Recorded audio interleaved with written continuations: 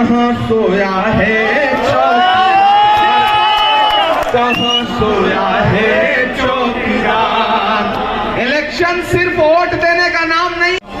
भाई जयप्रकाश अग्रवाल साहब यहाँ मौजूद हैं, हमारे साथी भाई इमरान प्रताप गढ़ी साहब सांसद हुए और बहुत बड़े आपके आप जानते हो कि हिंदुस्तान के वकील साहब भी हैं हमारे साथ यहाँ पर आगे। इस तारीखी जामा मस्जिद चौक पर आज ये ऐलान करते हुए कि आज देश के तानाशाह को हिंदू मुसलमान सिख ईसाई तमाम मजहब के लोग आज यहाँ पर ये बयां कर रहे हैं कि ये मुल्क के तानाशाह देख ये करारा जवाब देने के लिए तैयार है। हमारे बीच में हिंदुस्तान के दिल की आवाज को अपनी शायरी से मुखातिब करने वाले मेरे बड़े भाई और पुराने साथी, जब कांग्रेस में भी नहीं थे जबकि दोस्ती है, इमरान प्रताप गढ़ी साहब का मैं दिल की गहराइयों से इस पुरानी दिल्ली की तारीखी जामा मस्जिद चौक पर आप तमाम लोगों की तरफ से स्वागत करता हूं। और जयप्रकाश अग्रवाल साहब जिनकी हिमायत के लिए हम तमाम लोग यहाँ पर आज इकट्ठे हुए हैं, आम आदमी पार्टी हो, कांग्रेस पार्टी हो, तमाम गठबंधन के हम लोग यहाँ पर मौजूद हैं और आपकी हिमायत का ऐलान करते हैं। और मैं कहना चाहता हूँ मेरे दोस्तों, बुजुर्गों, नौजवान साथियों और घरों पे सुन रही मेरी मर्दानशीन माओ बहनों, तैयार हो जाइए। ये 25 तारीख ये तारीख है जो हजारों लाखों माओ बहनों का मंगलसूत्र छीना गया था कोरोना के काल में। मैं कहता हूँ तैयार हो जाओ इस देश के नौजवानों जो तुम पढ़ लिख के बेरोजगार हो और तुम्हारे पास नौकरी नहीं है, 25 तारीख को करारा जवाब देने के लिए तैयार हो जाओ। इस मुल्क की महंगाई आज 25 तारीख को बोलेगी और अगर आपको भी बोलना है, हमको भी बोलना है। मैं कहना चाहता हूँ कि जुल्म के साए में लब खोलेगा कौन? जुल्म के साए में, जुल्म के साए में लब खोलेगा कौन? अगर हम सब चुप रहे तो फिर बोलेगा कौन? और ये बोलेंगे और आवाज करेंगे। और इसी के साथ मैं कहना चाहता हूँ एक नौजवानों से, ये तैयार हो जाइए। ये आपकी इस मुल्क के आईन को बचाने की लड़ाई है, मुल्क के संविधान को बचाने की लड़ाई है। अंत में अपनी बात के साथ कहता हूँ कि चोरी चौकीदार करेगा। आप भी रिपीट करेंगे कि चोरी चौकीदार करेगा, बाबा रामदेव व्यापार करेगा। किसने किसको कैसे लूटा? चोरी चौकीदार करेगा, बाबा रामदेव व्यापार करेगा। किसने किसको कैसे लूटा इसका भी फैसला अखबार करेगा। तो सुन ले ए वक्त के हाकिम, इस देश का युवा तेरे खिलाफ यलगार करेगा। मैं कहूँगा आपके साथ, तो आप तमाम लोग नारा लगाएंगे, जयप्रकाश अग्रवाल संघर्ष करो, हम तुम्हारे साथ हैं। इमरान प्रताप गढ़ी संघर्ष करो, हम तुम्हारे साथ हैं। शुएब इकबाल संघर्ष करो, हम तुम्हारे साथ हैं। आखिरी नारा, आवाज दो,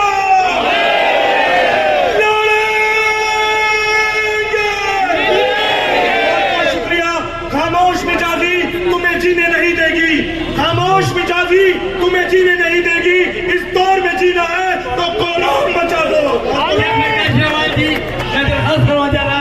मेरे दोस्त महमूद जी और यहाँ पर मंच पर हमारे बहुत सारे नेता और कॉर्पोरेशन के मेंबर यहाँ बैठे हैं। मैं सबका हाथ जोड़ के सलाम करता हूँ और मैं आज एक ऐसे दौर में आपके पास खड़ा हुआ हूँ जिसमें फैसले की घड़ी और फैसला आपको तय करना है कि हम अपने देश में कैसा कानून और कैसी व्यवस्था चाहते हैं। हम हिंदुस्तान के रहने वाले लोग गंगा जमनी तहजीब के साथ पैदा हुए हैं। हम आपस में दोस्ती रखते हैं, भाईचारा रखते हैं, मोहब्बत रखते हैं। लेकिन अगर कोई हमारे सामने ये सवाल पैदा करता है या नफरत पैदा करता है या एक दूसरे को लड़वाने की कोशिश करता है, तो माफ करना, वो वक्त होता है जब हम एक साथ मिलकर खड़े हो और ऐसी ताकतों को मुंह तोड़ जवाब दें। वो वक्त आएगा 25 तारीख को, वो वक्त आएगा 25 तारीख को। जो कुछ देश में हो रहा है किसी से छुपा नहीं है। आज महंगाई की मार से पीड़ित है लोग, हमारे नौजवान बेरोजगार हैं, सरकारी संस्थान बेच दिए, सरकारी नौकरियां खत्म कर दी, 30 लाख सरकारी नौकरियां खाली पड़ी है। हमारे किसान 1 साल या बॉर्डर पर रहे, 800 किसान मारे गए, किसी की आंख में आंसू नहीं आया। 2 साल कोरोना में लोग तड़पे हैं, एक इंजेक्शन नहीं मिला, हजारों रुपए दिए उन्होंने, उनको दवाई नहीं मिली, उनको हॉस्पिटल नहीं मिला। यहाँ से 1,000 किलोमीटर पैदल बच्चों को कंधे पर लेकर गए हैं, मर गए बहुत सारे लोग, उनके बच्चे अपने मरे माँ बाप को ढूंढते रहे। सरकार कहाँ थी? सब चुप बैठे रहे। इनके सीने में दर्द नहीं है, इनकी आंखों में आंसू नहीं है, इनको हमसे बेपरवाह है बिल्कुल। जरूरत है उस चुनौती का सामना करने का, इनको जरूरत थी। इन्होंने हजारों करोड़ रुपए पैसे वालों के माफ कर दिए, लेकिन कोरोना में दवाई फ्री नहीं दे सके, हॉस्पिटल फ्री नहीं दे सके। तो जब आपके ये दोस्त नहीं है, हमें एक दोस्त सरकार चाहिए, मोहब्बत वाली सरकार चाहिए, ऐसी सरकार चाहिए जो हमारी सरकार हो और हमारी तरफ देखे। मैं आशा करता हूँ हमारा इंडिया गठबंधन है और सारी हिंदुस्तान की पार्टियां ये डिक्टेटरशिप के खिलाफ सब खड़ी हुई हैं। और उन्होंने कहा कि हमें यहाँ तानाशाही रवैया नहीं चाहिए, हमें लोकतंत्र चाहिए, हमें लोगों की सरकार चाहिए। दिल्ली में 7 हमारे जो उम्मीदवार हैं 4 आप पार्टी के हैं और 3 कांग्रेस के हैं। चांदनी चौक में मैं आप पार्टी और कांग्रेस का संयुक्त उम्मीदवार हूँ और 2 नंबर पे हाथ का निशान है। मशीन में झाड़ू नहीं होगी, 3 जगह झाड़ू नहीं होगी और 4 जगह हाथ का निशान।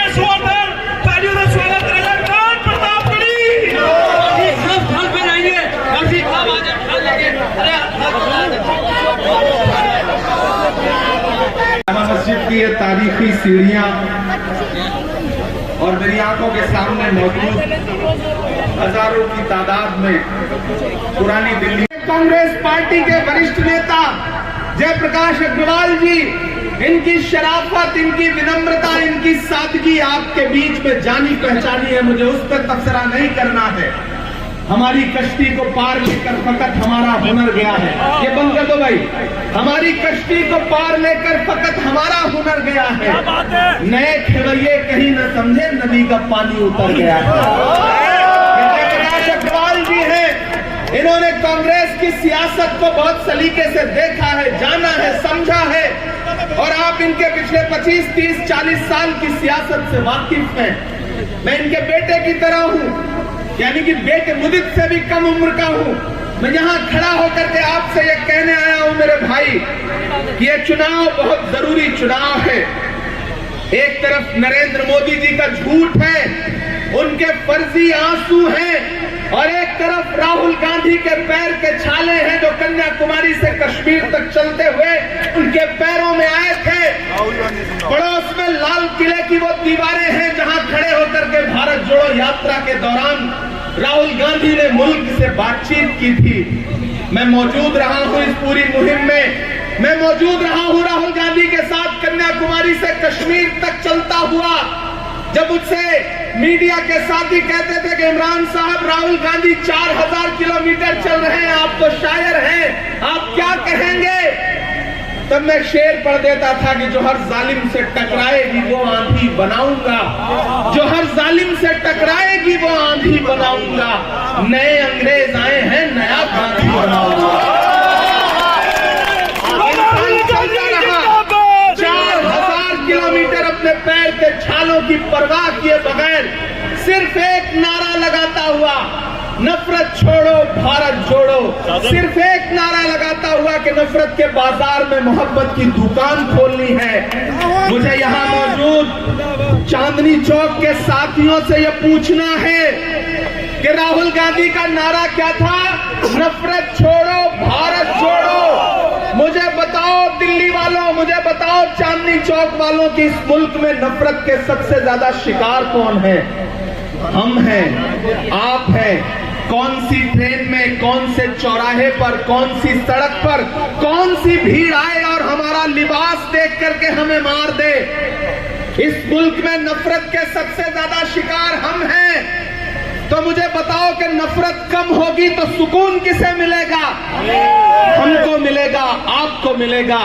एक शख्स 4000 किलोमीटर चला, अपने पैर के छालों की परवाह किए बगैर नारा लगाता हुआ नफरत छोड़ो भारत जोड़ो।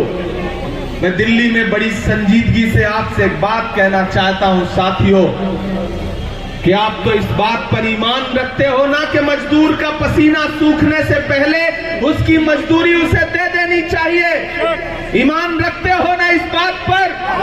हमारे बुजुर्गों का कौल है ये। मैं जामा मस्जिद की सीढ़ियों पे खड़ा होकर के एक बहुत जज्बाती बात कह रहा हूं दिल्ली वालों, कि मजदूर का पसीना सूखने से पहले उसकी मजदूरी उसे दे देनी चाहिए। हम इस बात पर ईमान रखते हैं। तो मैं इमरान प्रताप गढ़ी यहां खड़ा होकर के ये कहता हूं कि मैंने देखा है राहुल गांधी जी का बहता हुआ पसीना, मैंने देखा है राहुल गांधी के पैर के छाले जो कन्याकुमारी से कश्मीर तक चलते हुए उनके पैरों में आए थे।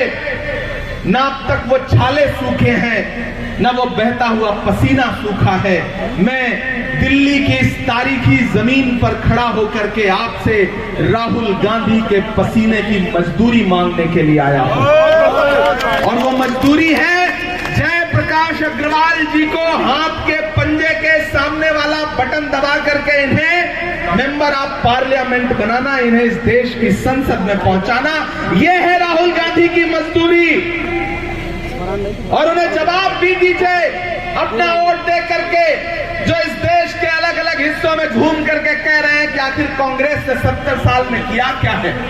एक दिन पार्लियामेंट में खड़े होकर के मोदी जी भाषण दे रहे थे, सामने से बोले बताओ कांग्रेस वालों तुमने 70 साल में किया क्या है। इस तरफ खरगे जी बैठे थे, पलट के मुझसे बोले इमरान मत बताना, जो बताओगे ये उसको भी बेच देंगे, इनका काम सिर्फ बेचने का है। आज भाजपा के लोग कहते हैं कि बताओ कांग्रेस वालों तुमने 70 साल में दिया क्या है, किया क्या है। अरे मैं यहाँ दिल्ली में खड़ा होकर के बोल रहा हूँ, मेरी आवाज देश के प्रधानमंत्री के कानों तक पहुंच रही होगी। मैं उनसे कहना चाहता हूँ कि अरे जो सरकार अपना चलाया हुआ 2000 का नोट 7 साल नहीं चला सकी, वो हमसे 70 साल का हिसाब मांगती है। जो सरकार अपना चलाया हुआ नोट नहीं चला सकी, वो देश क्या चलाएगी। मैं आपसे गुजारिश करते हुए ये कह रहा हूं दिल्ली वालों कि जयप्रकाश जी आपके अपने हैं, जांचे हैं, परखे हैं। ये चुनाव बहुत जरूरी चुनाव है। 25 तारीख को अपने घरों से निकलिए, ईवीएम की कतारों में लगिए, बटन दबाइए और साथ में एक नारा भी लगाइए कि 25 मई भाजपा गई, 25 मई भाजपा गई। ये नारा लगाइए बूथ पर जाकर के, और अपना एक एक वोट जयप्रकाश अग्रवाल जी को दीजिए, क्योंकि मुल्क जिस मुहाने पर खड़ा है, अगर आज चूके तो शायद आने वाली नस्लें आपको माफ नहीं कर पाएंगी।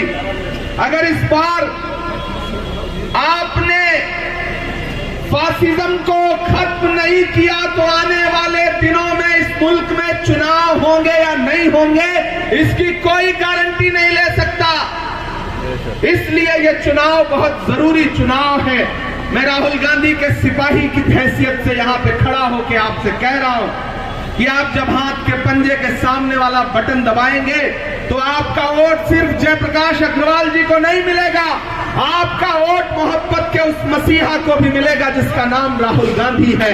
आपका एक एक वोट सोनिया गांधी जी को मिलेगा, आपका एक एक वोट मल्लिकार्जुन खड़गे जी को मिलेगा, आपका एक एक वोट प्रियंका गांधी जी को मिलेगा, आपका एक एक वोट अरविंद केजरीवाल जी को मिलेगा, आपका एक वोट इमरान प्रतापगढ़ी पे आपका पर्सनल एहसान होगा, इसलिए मैं आपके बीच में गुजारिश करने आया हूँ। राहुल गांधी जिंदाबाद। यहाँ हमारे जावेद मिर्जा साहब मौजूद हैं, यहाँ पर शोएब इकबाल साहब जो आपके अपने विधायक हैं, यहाँ आले इकबाल साहब, यहाँ हमारे माइनॉरिटी डिपार्टमेंट के दिल्ली के अध्यक्ष वाहिद कुरैशी साहब मौजूद हैं, तमाम साथी मौजूद हैं। वक्त चूंकि बहुत कम है, मैं आपका सिर्फ भाषण सुनाता रहूंगा तो आप कहेंगे देखो ये भी बाकी नेताओं की तरह भाषण सुना के चला गया, शायरी वायरी नहीं सुनाया इसने।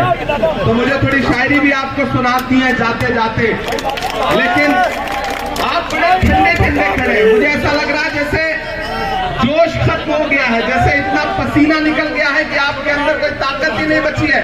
मुझे लगना चाहिए कि मैं जामा मस्जिद की सीढ़ियों में खड़ा हूं, उसके सहन में खड़ा हूं। नया पाने की चाहत में पुराना छूट जाता है, नया पाने की चाहत में पुराना छूट जाता है। तुझे अपनाऊं तो मुझसे जमाना रूठ जाता है। मोहब्बत पढ़ने लिखने में बहुत आसान है, लेकिन मोहब्बत को निभाने में पसीना छूट जाता है। दिल्ली वालों, ये चुनाव बहुत जरूरी चुनाव है। मैं मुल्क के अलग अलग हिस्सों में जा रहा हूं, केरल से लेकर के, उत्तराखंड से लेकर के, जम्मू कश्मीर से लेके, महाराष्ट्र से लेके, राजस्थान से लेके, बंगाल से, बिहार से, उत्तर प्रदेश के, कल रायबरेली में था, आज यहां हूं, कल बिहार के महाराजगंज में रहूंगा। मैं एक बात पूरी जिम्मेदारी से कह देता हूं, ये टीवी चैनलों पर भले आपको नरेंद्र मोदी जी जीतते हुए लग रहे हो, लेकिन जमीन पर इंडिया गठबंधन इस देश में सरकार बनाने जा रहा है। नरेंद्र मोदी जी बाकी जुमलों की तरह चाहे जो बोल रहे हो, लेकिन राहुल गांधी ने कहा है कि इस चुनाव में भाजपा को 180 से ज्यादा सीटें नहीं आएंगी, नहीं आएंगी, नहीं आएंगी, नहीं आएंगी। क्योंकि राहुल गांधी ने कहा है तो फिर इसे पत्थर की लकीर समझा जाए। मैं पूरी जिम्मेदारी से आपके बीच में खड़ा होकर के दोस्तों ये कह रहा हूं, आपने महसूस किया है कि सिर्फ प्रधानमंत्री जी की भाषा गड़बड़ा गई है, चेहरा गड़बड़ा गया है, बॉडी लैंग्वेज में, और परसों तो रोने लगे थे। मैंने तो 4-5 दिन पहले एक मंच पे कहा था, राहुल जी ने भी कहा था कि अब आखिरी हथियार है इनका रोना, रोएंगे, और वो बनारस में रोए भी। जब वो रोए तो मीडिया के एक साथी ने कहा कि इमरान साहब आज तो प्रधानमंत्री जी बड़ा भावुक हो गए, आप क्या कहेंगे? मैंने कहा वो अब तिजारती पहलू निकाल लेता है, मैं कुछ कहूं तो तराजू निकाल लेता है। मैं इसलिए भी तेरे फन की कद्र करता हूं, तो झूठ बोल के आंसू निकाल लेता है। आता है उन्हें ये हुनर, वो रो भी चुके हैं। ये सब क्यों हो रहा है? क्योंकि इस देश ने उनके झूठे नारों पे उनसे सवाल शुरू कर दिया है। लोग पूछ रहे हैं कि बहुत हुई महंगाई की मार, अब की बार मोदी सरकार, ये नारा कहां खड़ा है? आटा, चावल, दूध, दही, पनीर, छाछ, लस्सी क्या नहीं महंगा कर दिया? पेट्रोल डीजल जो 58 का था वो 100 के पार, गैस 400 वाली 1000 के पार। भाजपा की सरकारें वो सरकारें हैं जो अपनी पसंद की फिल्में टैक्स फ्री करती हैं और कफन पर जीएसटी लगाती हैं। इनकी सच्चाई यही है। इन्होंने नारा दिया था बेटी बचाओ बेटी पढ़ाओ, लेकिन शायद ये भूल गए कि चाहे वो हाथरस हो, चाहे वो नाव हो, चाहे सोनभद्र हो, या इसी जंतर मंतर पर बैठी हुई ओलंपिक लाने वाली बेटियां हो, प्रधानमंत्री बेटियों के साथ खड़े नहीं हुए बल्कि अपराधियों के साथ खड़े हुए। इसलिए मैं यहां खड़ा होकर के अपना दामन फैला करके, आज मैंने कहा ना, जयप्रकाश अग्रवाल जी के बेटे की तरह हूं मैं, और कभी कभी तो लगता है कि मेरे दादा की उम्र के हैं, मुदित से काफी छोटा हूं मैं। तो मैं आपसे ये कहने आया हूं दोस्तों कि आप इन्हें देश के पार्लियामेंट में पहुंचाइए। ये देश की लोकसभा में खड़े होकर के लड़ेंगे, और मैं आपके मुद्दों पर देश की सबसे बड़ी संसद राज्यसभा में खड़ा होकर लड़ूंगा। इससे अच्छा ऑफर क्या हो सकता है? एक जिताइए, एक साथ में फ्री पाइए। इससे अच्छा ऑफर क्या हो सकता है? तो मेरी गुजारिश है कि जेपी अग्रवाल साहब को जिताइए, ज्यादा से ज्यादा तादाद में घरों से निकलिए। 25 तारीख को अपना एक एक वोट लेकर के जाइए और देश के चौकीदार से सवाल पूछिए कि कहां सोया है चौकीदार, कहां सोया है चौकीदार। इलेक्शन सिर्फ वोट देने का नाम नहीं है, सपोर्ट देने का भी नाम है। मुझे आपका जोश दिखाई पड़ना चाहिए। मैं देश की संसद से महज 5 5 किलोमीटर दूर खड़ा होकर के देश के हाकिम से ये सवाल पूछ रहा हूं कि कहां सोया है चौकीदार, कहां सोया है चौकीदार। विजय माल्या नाक के नीचे से हो गया फरार, कहां सोया है चौकीदार, कहां सोया है चौकीदार। ये चाय बेचने वाला पूरा भारत बेच रहा है। बेच रहा है कि नहीं बेच रहा है? बेच रहा है कि नहीं बेच रहा है? चाय बेचने वाला पूरा भारत बेच रहा है। इसी काम में हासिल उसे महारत बेच रहा है कि रेल बिक गई, तेल बिक गया, बिका हवाई अड्डा। अब उठे आपका हाथ अगली लाइन पे कि रेल बिक गई, तेल बिक गया, बिका हवाई अड्डा। सब कुछ बिकता देख के खुश है अपने जेपी नड्डा। जनता महंगाई की मारी करती हाहाकार, कहां सोया है चौकीदार, कहां सोया है चौकीदार।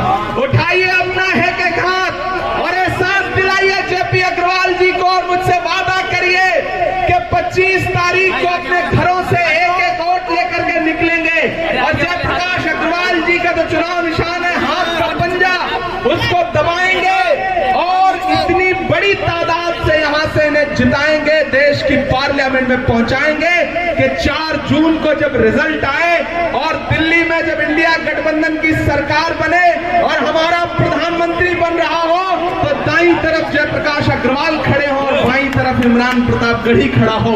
ये मंजर देखना है, सरकार बनाना है। बहुत शुक्रिया आप सारे साथियों का। मेरे साथ नारा लगाइए 25 मई। आवाज नहीं आई क्या? खाना वाना नहीं खाए क्या? थक गए क्या? मैं पिछली 20 रातों से सोया नहीं हूँ, मुसलसल सफर कर रहा हूँ, फिर भी दहाड़ के बोल रहा हूँ। आप क्यों नहीं बोल पा रहे? किससे डर रहे हैं? 25 मई, 25 मई, 25 मई, 25 मई। बहुत शुक्रिया। इंशाल्लाह फिर आपसे मुलाकात करूंगा। ये तारीखी सीढ़ियां गंवा है, वक्त हो चुका है, मजबूरियां हैं। 10 बजे माइक बंद करना कोड ऑफ कंडक्ट है। मैं आपका शुक्रिया अदा करता हूं। इंशाल्लाह 4 जून के बाद फिर आऊंगा एक बार आपका शुक्रिया अदा करने के लिए। आप जिताइए, जीत का जश्न मनाने के लिए फिर आऊंगा आपके बीच में। बहुत शुक्रिया।